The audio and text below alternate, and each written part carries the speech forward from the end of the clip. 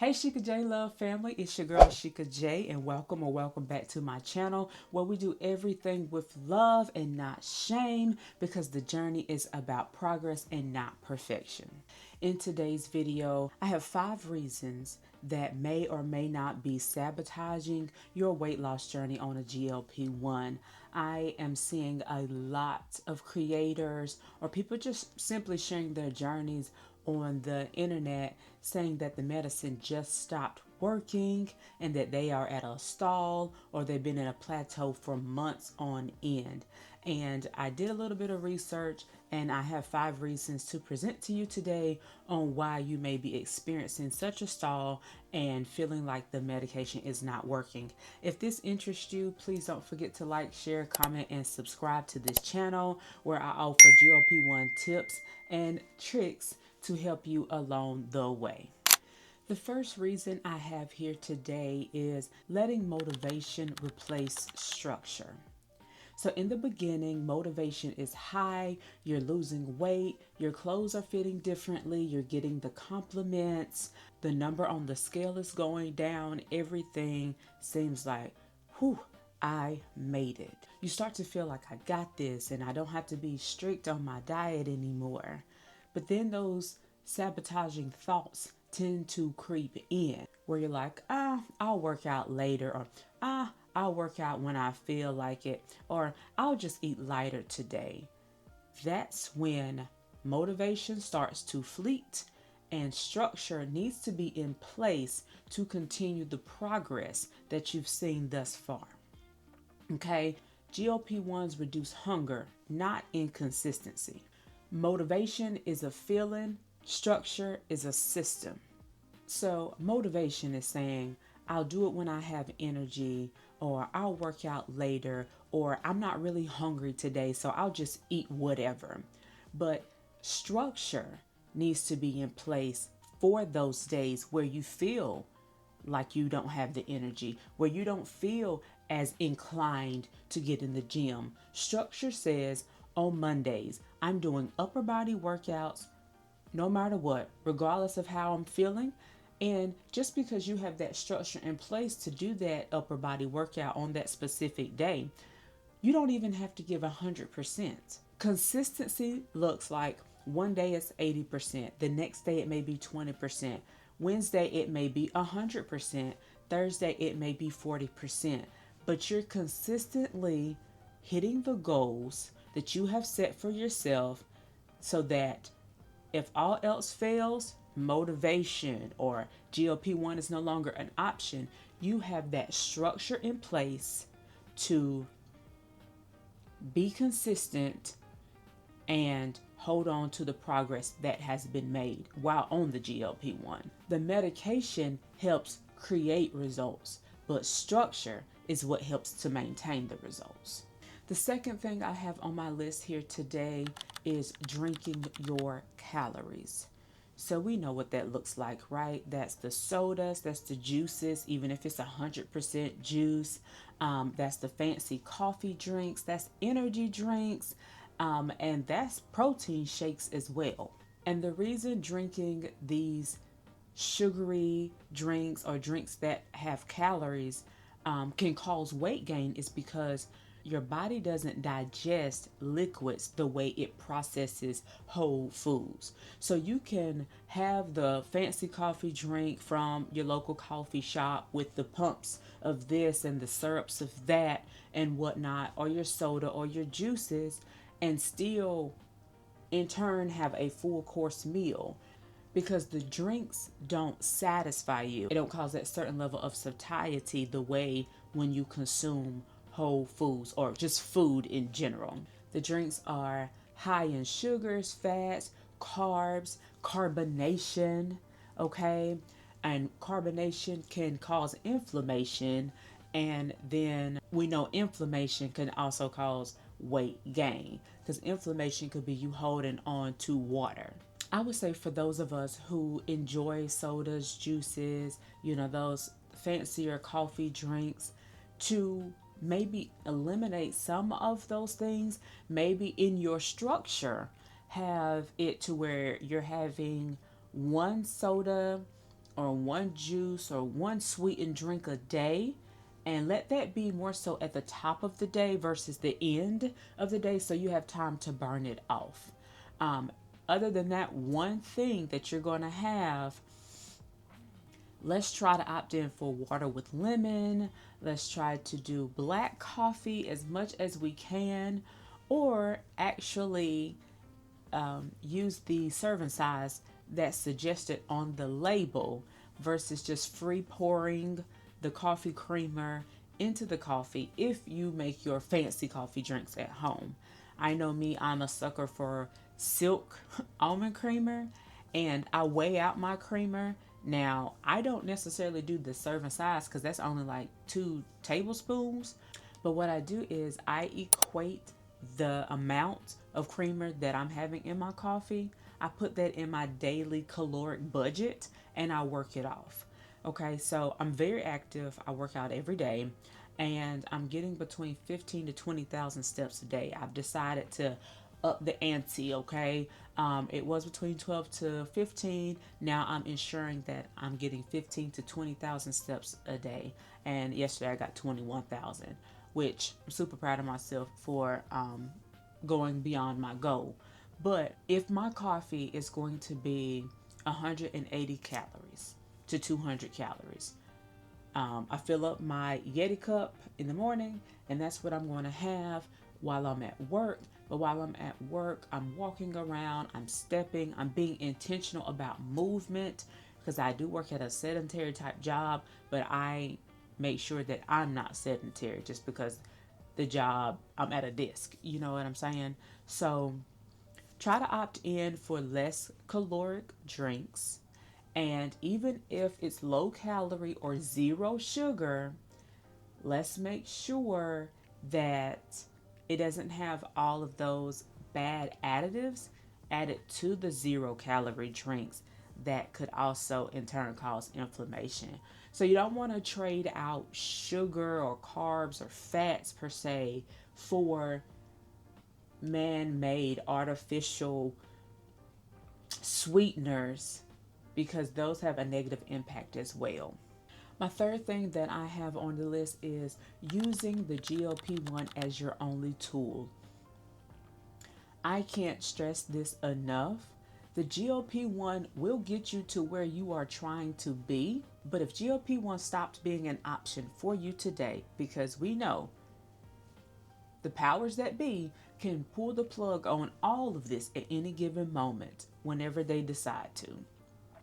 So if the GLP-1 is the only tool that you are using for weight loss, I say this with love. I say this with love. We've got to implement some structures and we've got to utilize other tools out here that we are so fortunate to have.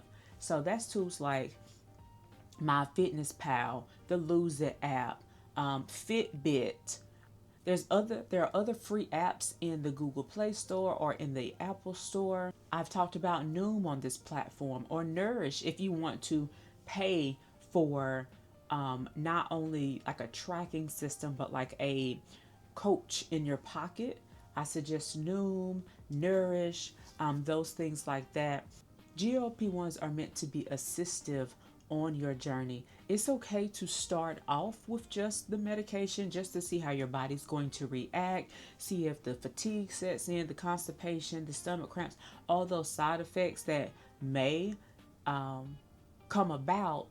But once you have been on the GLP-1 for a little while and you're adjusted to how it has made you feel, that's when you have to start implementing structures into your daily habits, okay?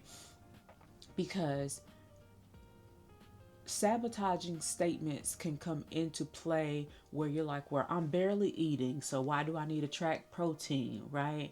I'm not hungry, so I'm not going to eat.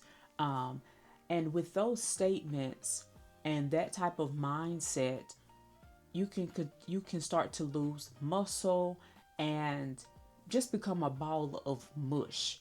Okay, so with taking the medication, you know you're losing weight, but again, you're running that risk of losing muscle, especially if you are not implementing some type of strength training or physical exercise, like being intentional about moving your body, drinking your water, having set systems um, in place on a daily so you can lose weight in a more healthy way. Again, build systems that are sustainable and help to assist the GLP-1.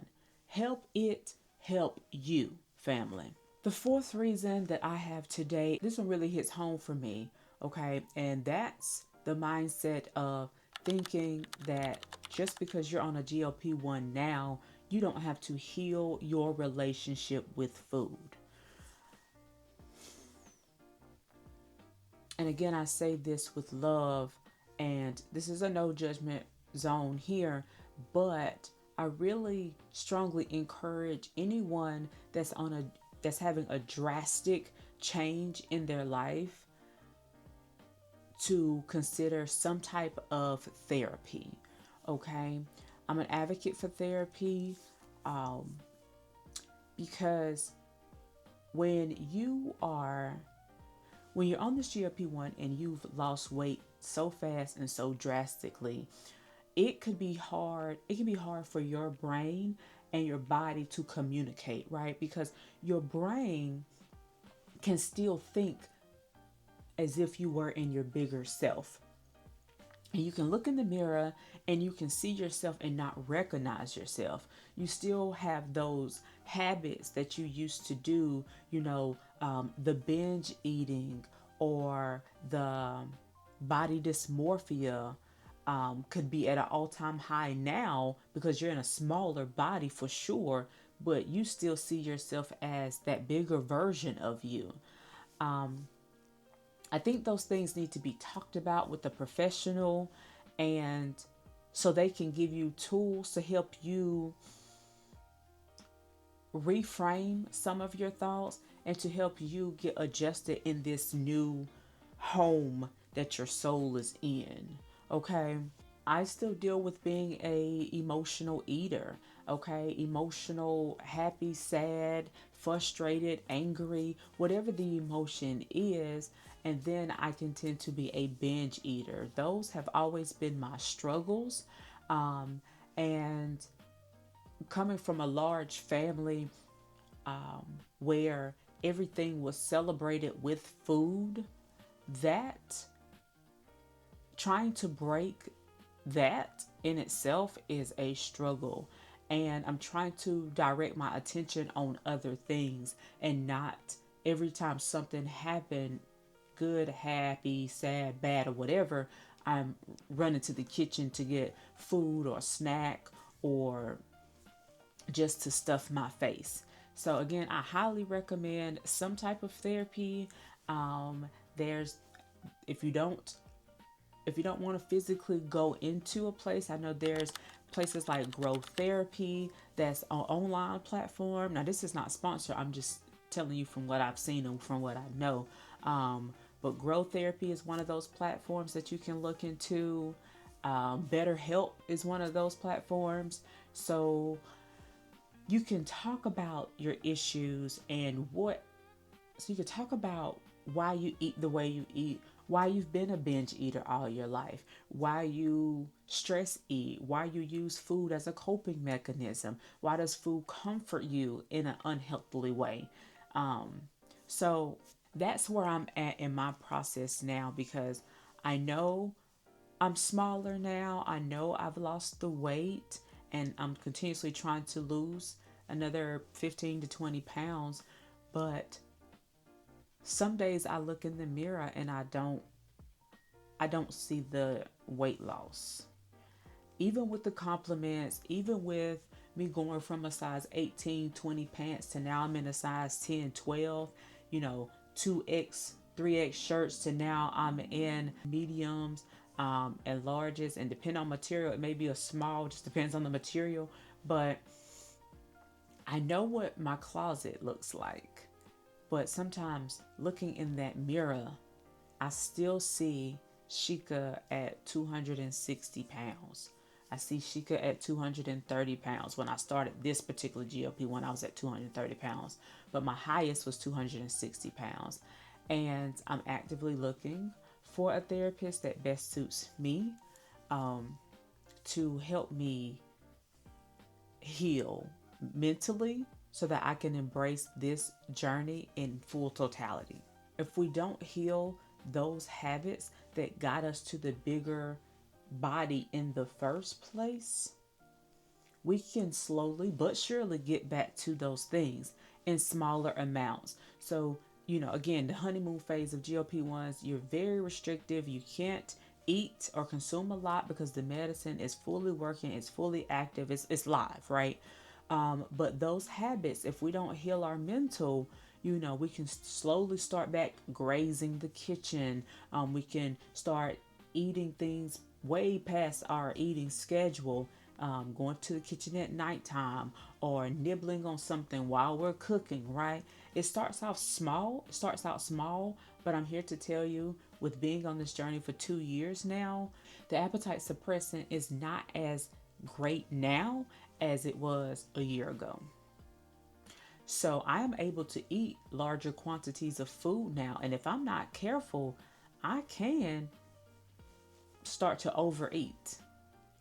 Because now in this stage of the GLP-1 journey, I have to rely more on my systems versus the medication itself, right?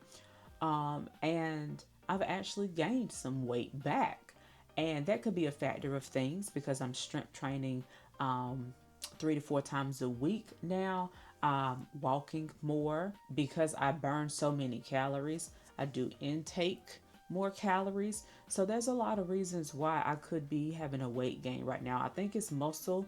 I think it's building muscle, but I'll get back on my body scan to scan my body just to ensure that my assumption is correct. Some things I would consider to help your relationship with food are to ask yourself, am I hungry or am I just bored? Am I hungry or am I just overwhelmed? I would encourage you to find non-food ways to relieve stress, whether that's going outside for a walk, that's listening to some music, have dance parties in your home, join a YMCA or a walking club. And of course, journaling is always a great option to assess how you're feeling and why you may be feeling that way. Learn to sit with your cravings a little bit before you decide to indulge. Okay. And I know, again, as a binge eater, it's like, oh, chips. I want the chips. Boom. And I just start. But what if I was to say, I want some chips? And I say, well, hold on. Shika, do you need the chips? What's going on right now? What's your emotion right now? Just really check in with myself before I just, without thought, indulge in those snacks that I know go against the goals I'm trying to reach. Okay. There has to be behavior changes throughout this journey so that, again, if GLP-1s were pulled off the shelf today, if they were a thing of the past, you will be able to have those structures and systems in place to maintain the loss that you have thus far. That's the whole summer. Let me just summarize all of this.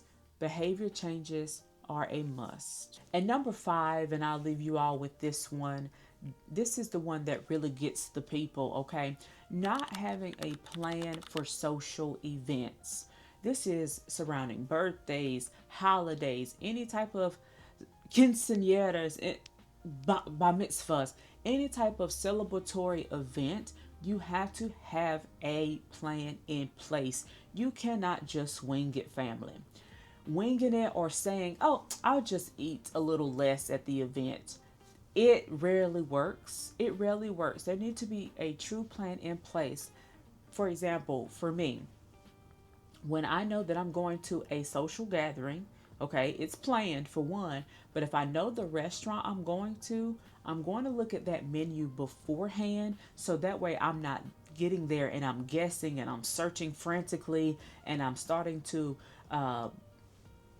I start to feel like I'm under pressure. Eyes are looking at me. And then I start to ask questions like, oh, what are you getting? Or what are you getting? Or what are you getting? You know, people go in with, oh, I'll just eat lighter when they go to the restaurant. But that's no real plan in place. And that thinking never works. So, my advice to you is if you're going to a restaurant, look at the menu ahead of time, plan out what you're going to eat, prioritize protein first and foremost. So, look at their, if they have like a lighter fare part of the menu, look at the baked chicken, the broiled chicken, or look at the fish, or broiled fish, or things like that, tofu. Prioritize the protein first, and then pick you out a couple of veggies to go along with it, and maybe one carb. You know, get sweet potato, or you can get the oven roasted potato, or something like that, and decide on whether or not you're going to have a drink or a dessert beforehand. Okay, so if you're looking at that menu, plan out your meal, prioritizing that protein, then get your sides and then your carb with that, and then decide before you get there if you're going to either drink or if you're going to have a dessert. Family, we can't have both. Better choices and behavior changes have to be a part of your process. You don't want to blow it all on this one gathering. There is a way and there is a world where you can still go out with your girls or with your guys or with your family, your coworkers or whatever, have a good time, but be aware of what you are consuming. And you don't owe anybody an explanation. And honestly, if you're with people who know you, they love you, they understand that you are being health conscious and you have goals, they're not going to question you where you feel a negative way about the choices you're making at the dinner table. Okay? If you are surrounding yourself with people who are judging you in a negative way, right? Then maybe you need to change your environment. Okay, because with this journey, environment is a factor. If you're around people who are not supporting you, that can cause you again to spiral, that can cause you to binge eat, that can cause you to get off track. Okay, everything in this journey, it has to be in alignment, and that's again environmental and the people that's around you. Okay, so have that plan in place. Look at the menu before you get to the restaurant. And I would even suggest to you before you get to the restaurant, have a small high protein snack. And then once you get to the restaurant and you order your meal, go ahead on and box up half of it, so that way overconsumption won't come into play. Okay? So look at the menu ahead of time, plan out your dinner, decide whether or not you're going to have a drink or a dessert before you get there. And also, before you get there, have a high protein snack so you're not super hungry once you get to the restaurant. Once your food comes out, go ahead on and ask for a box. Box up half of that meal so that you don't overeat. Because it's easy to do when you're talking or if you do to have a drink, okay? Your awareness goes down when you have alcoholic beverages, but also it goes down when you're surrounded by people, um, when you're surrounded by comfort and people who you have a good time with or people you love. Your awareness goes down. All right, family, so that is it for this video. I just want to give you all those 5 areas of focus that you may or may not be doing that can impact the weight loss on your GLP-1 journey. If any of these resonated with you, just drop a comment down below and just let me know if you've noticed a stall or you feel like the GLP-1 isn't working as effectively as it once was. Let's talk about it in the comments. I do talk back. Thank you all again for watching this video. I appreciate you. Please come back for more GLP-1 tips or just lifestyle in general, okay? Take care. Mwah.